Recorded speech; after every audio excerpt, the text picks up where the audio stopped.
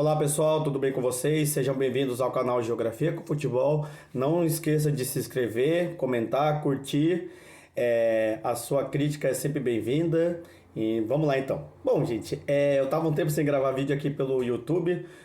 Minha página no TikTok e no Instagram continua vento e popa, mas eu tava um tempo aqui tentando matar essa saudade do YouTube. Bom, gente, eu fiquei um tempo assim, né? Passei um período de férias, né? Fiz uns dias lá no Rio de Janeiro, até fiz uns vídeos ali na minha ida ao Maracanã. Mas agora estou de volta aqui, né, no canal do YouTube. Bom, o YouTube a gente às vezes demora um pouco para fazer vídeo porque o processo é um pouquinho mais demorado, né? Os vídeos são um pouquinho mais elaborados, né, comparado com o TikTok e o Instagram, mas estou de volta aqui, tá bom, gente? Então, para aqueles que já me seguem no TikTok e no Instagram, não deixe de se inscrever aqui também, gente. A participação de vocês aqui no meu canal é sempre importante. Bom, vamos então direto ao assunto, sem enrolação. A gente vai falar no vídeo de hoje sobre o sport washing. Eu fiz essa semana na minha página no TikTok e no Instagram esse assunto do sport washing, mas a gente vai falar um pouquinho o que seria esse sport washing. Onde a mídia ocidental tem falado bastante, principalmente recentemente, quando então a chamada Liga Saudita tem investido bastante no futebol, principalmente aqueles sheiks milionários ligados ao petrodólar. Inclusive fiz um vídeo aqui no meu canal falando sobre o petrodólar no futebol, mas que eles têm investido bastante no futebol. Tá bom, gente? Vou contar um pouquinho essa história do sport washing. O que significa isso então? Sport washing. Esse é o termo em inglês. Apesar de o termo parecer novo, o sport washing que seria? Seria uma propaganda de governos a partir do esporte, ou seja, eles utilizam o esporte, né, governos de países autoritários, eles utilizam o esporte como propaganda para tentar melhorar a sua imagem perante a sociedade internacional, perante ao mundo, perante a mídia. Então isso é um fato que tem ocorrido bastante, né? Como eu disse para vocês, a Arábia Saudita tem usado bastante disso, né, esse mecanismo do futebol para melhorar a sua imagem. A gente sabe que a Arábia Saudita tem muita violação dos direitos humanos. Na Copa do Mundo passado eu dei o exemplo também do Catar, que usou um pouco desse termo, né, o sport washing, para tentar promover. Também é um país que tem muita violação com direitos humanos. E eu também cheguei a falar que a Austrália, que recentemente foi sede da Copa do Mundo Feminina, também, querendo ou não, se apropriou do sport washing, porque a Austrália também tem denúncias de violação de direitos humanos, principalmente contra refugiados e contra a sua população, que é a população aborígene, onde é uma população de boa parte da população aborígene é uma população carcerária no país. Mas apesar de o termo ser novo, sport washing, na verdade a gente vai ver que esse termo, essa propaganda que o governo faz, esses governos fazem, já não é de agora. Então, qual que foi a origem então dessas propagandas? Bom, gente, eu acho que não tem uma origem certa, mas aqui ó, no meu vídeo, no meu canal, eu vou trazer alguns exemplos de países que utilizaram bastante desse sport washing para se promover ou tentar melhorar a sua imagem, ou então uma forma de tentar divulgar a chamada superioridade. Vamos contar um pouquinho essa história. Talvez o primeiro modelo de propaganda de governo a partir do esporte, aí eu vou falar não só do futebol, mas também vou falar do esporte, talvez tenha sido a Itália. Contar um pouquinho essa história, né? A Itália, ela foi o segundo país a sediar o Mundial, foi em 1984.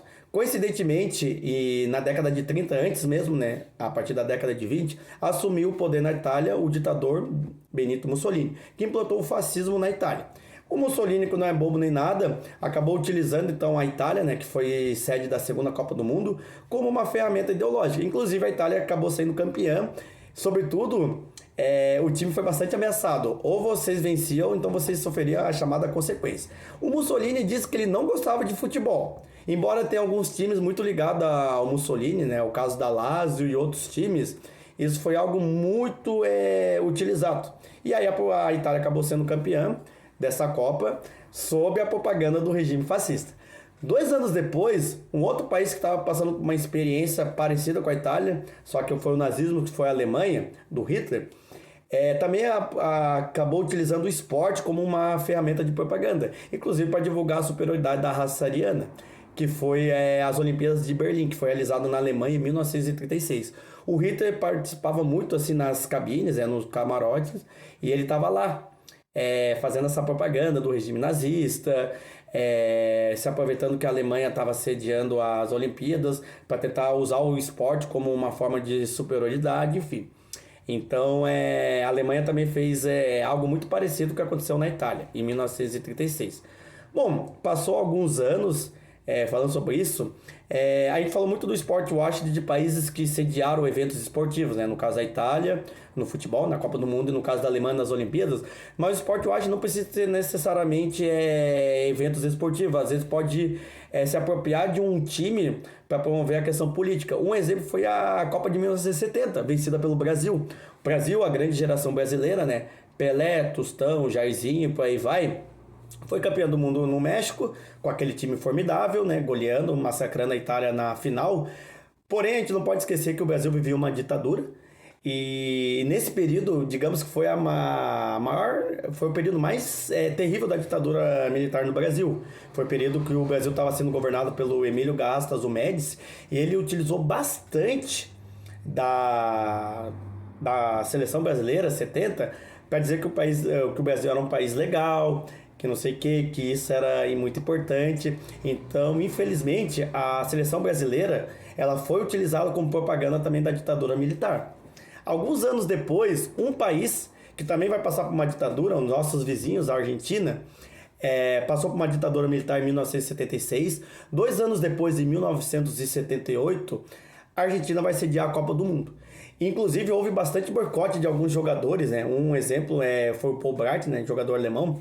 E, enfim, aí então na época a Argentina passava por uma ditadura militar comandada por uma junta militar, porém quem assumia de fato a Argentina era o chamado general Jorge Videla. Então ele se apropriou muito que a Argentina estava realizando esse evento para promover o governo ditatorial argentino. E, inclusive, houve bastante manipulação, né? Houve bastante bastidores, né? Até hoje tem aquela suspeita lá daquela goleada da Argentina sobre o Peru, que aí acabou tirando a chance do Brasil de ser campeão de novo. Enfim, então a Argentina também utilizou bastante. Lógico, o time da Argentina era um time muito bacana, era um time bom, né? Tinha o Passarella, tinha o Kempes, tinha o lendário goleiro Filiol, mas houve aqueles bastidores que ajudou a Argentina a ser campeã e que aí então o governo da ditadura argentina se utilizou dessa seleção para se autopromover também. 2 anos depois houve um evento também que foi muito interessante, foi as Olimpíadas de Moscou, que então o governo da antiga União Soviética utilizou bastante como propaganda dos países socialistas, e isso era muito comum nos países socialistas, né? Usar o esporte como uma forma de superioridade. Inclusive, os países socialistas eles eram muito fortes nos esportes olímpicos, que é o caso da União Soviética, outros países da chamada Europa Oriental e por aí vai. Só que nesse período houve um boicote então, das chamadas nações ocidentais, das nações capitalistas. Né? Países como os Estados Unidos, França, Alemanha Ocidental vão boicotar as Olimpíadas de Moscou, em virtude da invasão da União Soviética no Afeganistão. Mas enfim, acabou acontecendo as Olimpíadas. O governo comunista da União Soviética, né, liderado pelo então Leonel Brezhnev, acabou utilizando então das Olimpíadas de Moscou para promover então a sua propaganda. Inclusive aquele ato simbólico do mascote, né, o mascote famoso das Olimpíadas de Moscou, o Misha, ele tem aquela cena que ele chora, né, na cerimônia de encerramento, mas muitos acham que esse choro é a lamentação do mascote em virtude do boicote das chamadas nações ocidentais, e por aí vai. Bom, aí vamos avançar um pouquinho no tempo. Nas Olimpíadas de 1996, não chegou a ter um lobby estatal, mas houve um lobby de uma empresa, que foi a Coca-Cola. Vou explicar um pouquinho essa história. Em 1996, ia estar completando 100 anos de Jogos Olímpicos. Porventura, muitos consideram que essa edição dos Jogos Olímpicos tinha que ser em Atenas, pois em Atenas foi o berço das Olimpíadas da Era Moderna, e por aí vai. Só daí que aconteceu. Os Estados Unidos lançou a candidatura de Atlanta, e o que acontece? Em Atlanta fica a sede da Coca-Cola. Devido então ao lobby da Coca-Cola, né, uma empresa poderosa, inclusive a Coca-Cola era patrocinadora dos Jogos Olímpicos da época, as Olimpíadas que era para ter sido realizada em Atenas foi realizada onde? Em Atlanta. E aí houve muitas críticas, né, de muitos países em relação a isso, porque as Olimpíadas sem Atlanta e não sem Atenas, mas enfim. Então houve bastante bastidores então da empresa Coca-Cola para que o evento fosse em Atlanta, enfim. Então isso também aconteceu nas Olimpíadas. Vamos avançar um pouquinho, falando sobre essa questão de sport washing. E em 2018, houve então a Copa do Mundo na Rússia. Seria a primeira Copa do Mundo num país, logo após a dissolução da União Soviética. A Rússia estava querendo melhorar sua imagem perante o mundo, embora a gente sabe que na Rússia também tem muita violação dos direitos humanos, principalmente no governo de Vladimir Putin, né, que já está no poder desde 2000, não apenas só como presidente, mas também como primeiro-ministro, por aí vai. Então a Rússia se aproveitou muito também da Copa do Mundo para se autopromover e fazer um mundial bem moderno. Na época, então, foi a Copa do Mundo mais cara, houve muito investimento do governo russo para que fizesse um mundial bastante interessante. 4 anos depois, o Catar vai também promover a Copa do Mundo, mesmo com denúncias de violação de direitos humanos, sobretudo de direitos das mulheres, e também a denúncia de direitos trabalhistas, né, onde eu cheguei a falar nesse vídeo também, anteriormente lá do Petrodólares, que o Catar também houve muita violação dos direitos dos trabalhadores, inclusive houve mortes de muitos trabalhadores. Mas enfim, então o Catar também fez de sua Copa do Mundo em 2022 para melhorar a sua imagem perante o mundo. E agora, recentemente, né, a Arábia Saudita tem investido bastante no futebol, com a contratação do CR7, Benzema, o Mané, agora recentemente o Neymar. E o que acontece? O então príncipe Mohammed bin Salman, que é dono do Newcastle, ele tem um fundo, né, saudita. Esse fundo tá em torno de 3 bilhões de dólares. Então isso vai fazer com que a Arábia Saudita vai se tornar o novo Eldorado do futebol, onde muitos jogadores que estavam nas ligas europeias estão indo para a Liga Saudita. E a Arábia Saudita também está se promovendo. A Arábia Saudita é um país que tem muitas denúncias também de direitos humanos, mas a Arábia Saudita tem um plano meio que megalomaníaco, né, de fazer com que se torne sede da Copa do Mundo de 2034, enfim. Então tem acontecido bastante isso. E agora, recentemente, também a Austrália, com a Copa do Mundo Feminina, também se aproveitou um pouco disso para se autopromover. Inclusive foi uma ferramenta, né? O futebol nunca foi muito valorizado na Austrália, inclusive ele é desprezado pela população. Muita da população, que é de origem mais britânica, abomina o futebol, diz que o futebol é esporte de imigrante, enfim. Mas a Copa do Mundo Feminina foi realizada na Austrália. A Austrália fez um excelente evento, mas também se aproveitou de esporte washing, sabendo que a Austrália também tem denúncias de violações de direitos humanos, tá bom, gente?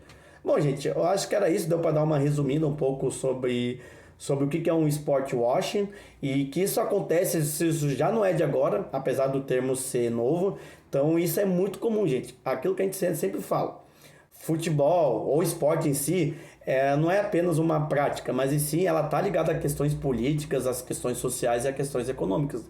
Então política e esporte andam lado a lado, seja para o lado bom, né, para deixar legado, mas também para o lado de promover governos, né, nem sempre governos agradáveis, tá bom, gente? Espero que vocês tenham gostado do vídeo. Seguimos com mais vídeos da página Geografia com Futebol, tanto no YouTube, como no Instagram, como no TikTok. E no mais, eu desejo um excelente final de semana a todos. Abraços, se cuidem e fiquem bem. Tchau, tchau, gente.